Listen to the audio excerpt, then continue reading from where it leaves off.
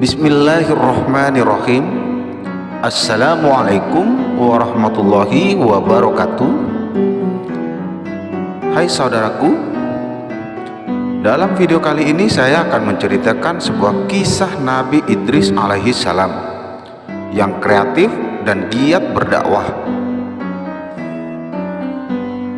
Namun sebelum lanjut, kembali saya mengajak Anda untuk terus mendukung channel ini dengan cara menekan tombol subscribe dan juga jangan lupa nyalakan tombol loncengnya. Dan bagi Anda yang sudah subscribe channel ini, saya doakan semoga kalian diberi kesehatan dan juga mendapatkan umur yang berkah dari Allah Subhanahu wa taala. Amin amin ya rabbal alamin. Kisah Nabi Idris alaihissalam yang kreatif dan giat berdakwah. Nabi Idris alaihissalam adalah nabi dan rasul kedua yang patut diimani. Setelah Nabi Adam alaihissalam, Nabi Idris merupakan seorang nabi yang giat, kreatif, dan jujur. Ada banyak hikmah dan pelajaran yang bisa diambil dari kisah Nabi Idris. Kisah Nabi Idris masih relevan hingga saat ini dan layak diketahui sesuai ajaran Al-Quran dalam surat Maryam ayat 56 sampai 57. Dan ceritakanlah wahai Muhammad kepada mereka kisah Nabi Idris yang disebut di dalam Al-Quran. Sesungguhnya ia adalah seorang yang sangat membenarkan dan seorang nabi, dan kami telah mengangkatnya ke martabat yang lebih tinggi. Berdasarkan kajian sejarah, Nabi Idris alaihissalam merupakan keturunan Nabi Adam. Nabi Idris alaihissalam adalah cucu dari kakek buyut yang bernama Syith, anak terakhir Nabi Adam alaihissalam, yang juga menjadi penerus ajaran Nabi Adam.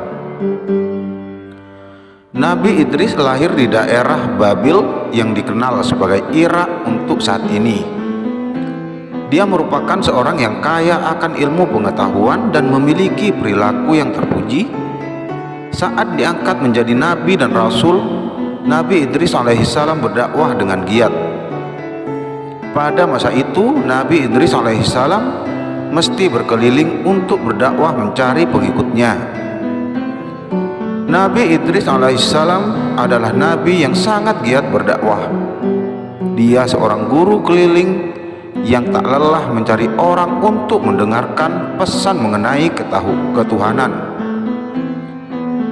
Allah Subhanahu wa taala mengutus Nabi Idris untuk memberi peringatan dan mengingatkan kaum keturunan Qabil, anak Adam yang durhaka. Kala itu masyarakat mengikuti hawa nafsu setan dan meninggalkan ajaran Allah Subhanahu wa taala.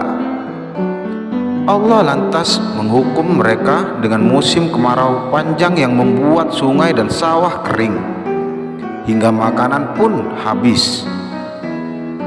Nabi Idris alaihissalam lalu memohon kepada Allah untuk mengakhiri bencana tersebut. Allah mengabulkan doa Nabi Idris dengan menurunkan hujan. Namun bukti ini tak cukup membuat masyarakat mengikuti Nabi Idris dan kembali pada jalan yang benar. Kendati demikian, Nabi Idris alaihissalam tetap sabar untuk berdakwah. Nabi Idris alaihissalam juga merupakan seorang yang cerdas, rajin menulis dan membaca.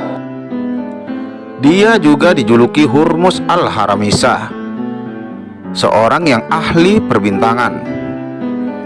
Nabi Idris alaihissalam konon merupakan manusia pertama yang membuat undang-undang untuk mengatur kehidupan bermasyarakat. Terdapat sekitar 188 undang-undang yang pernah dibuat semasa hidupnya.